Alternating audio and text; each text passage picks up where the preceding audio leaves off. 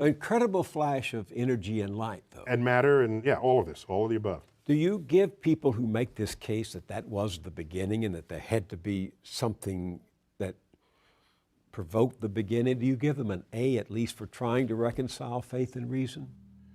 I don't think they're reconcilable. What do you mean? Well, so let me say that differently.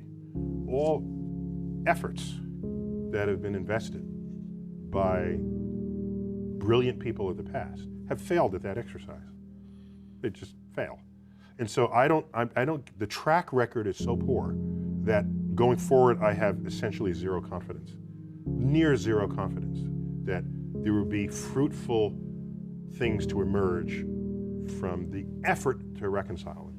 So, for example, if you knew nothing about science and you read, say, the Bible, the Old Testament, which in Genesis is an account of nature, that's what that is.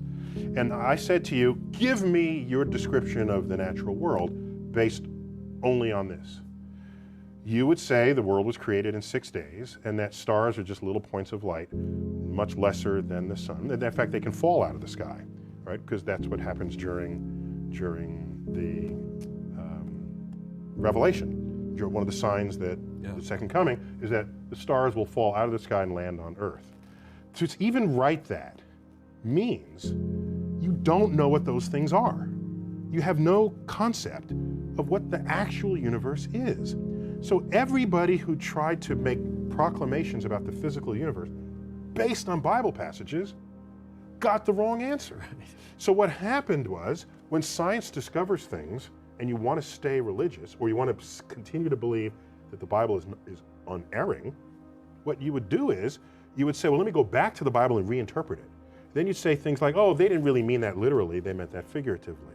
So this whole sort of reinterpretation of how figurative the poetic passages of the Bible are came after science showed that this is not how things unfolded.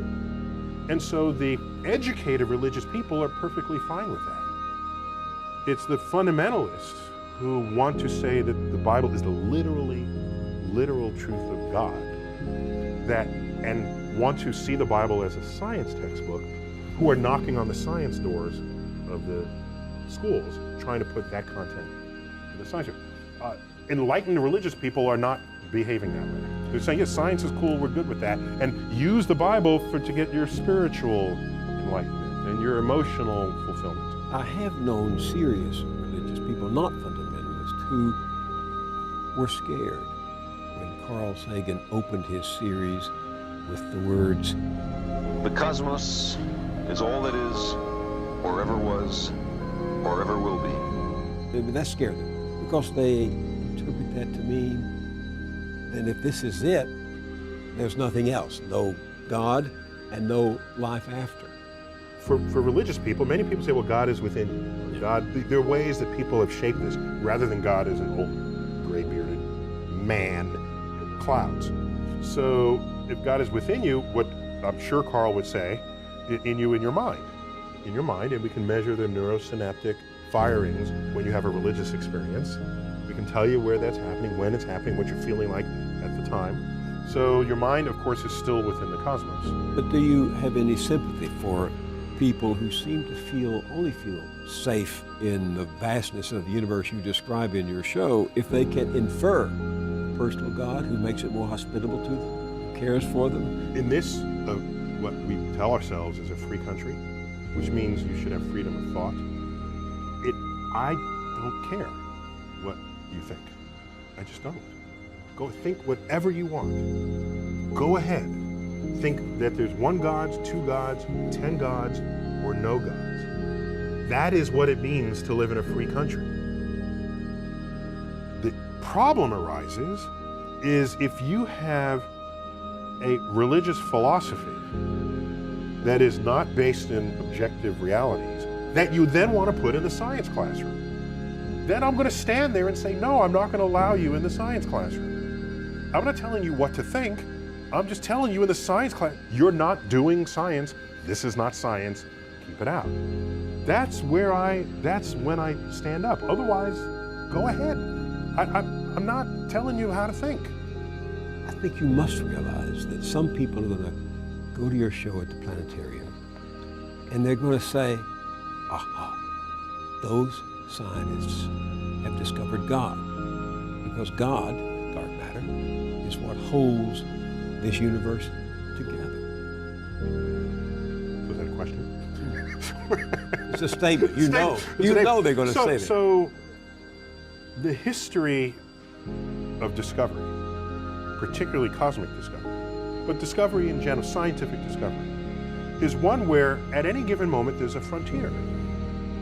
And there tends to be an urge for people, especially religious people, to assert that across that boundary into the unknown lies the handiwork of God. This shows up a lot. Newton even said it. He had his laws of gravity and motion, and he was explaining the moon and the planet. He was there. He doesn't mention God for any of that. And then he gets to the limits of what his equations can calculate. So can't quite figure this out. Maybe God steps in. That's where he invoked God. And Ptolemy, he bet on the wrong horse, but he was a brilliant guy. He formulated the geocentric universe with Earth in the middle. This is where we got epicycles and all the machinations of the heavens. There was still a mystery to him. He looked up and uttered the following words: when I trace at my pleasure the windings to and fro of the heavenly bodies. These are the planets going through retrograde and back. The mysteries of the earth. When I trace at my pleasure the windings to and fro of the heavenly bodies, I no longer touch earth with my feet. I stand in the presence of Zeus himself and take my fill of ambrosia. What he did was he didn't invoke Zeus to account for the rock that he's standing on or the air he's breathing. It was this point of mystery. And in gets invoked God. This, over time, has been described by philosophers as the God of the gaps. If that's where you're going to put your God in this world, then God is an ever-receding pocket of scientific ignorance. If that's how you're going to invoke God, if God is the mystery of the universe, these mysteries, we're tackling these mysteries one by one. If you're going to stay religious at the end of the conversation, God has to be more to you than just where science has yet to tread. So to the person who says, maybe dark matter is God, if the only reason why you're saying it's because it's a mystery, then get ready to have that undone.